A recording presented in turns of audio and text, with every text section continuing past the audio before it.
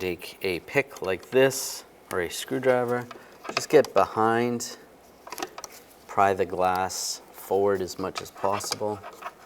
And there's some clips. It's kind of hard to see. I'll show you once I get the glass off. Make sure you wear safety glasses while you're doing this. Just try to get under the clips.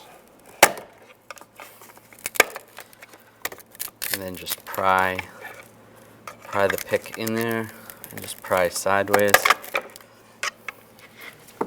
From the back side, these are the clips that you're getting underneath. Get under that clip and that clip, and then just go in here and just pry back, just like that, and that'll pop off those other clips.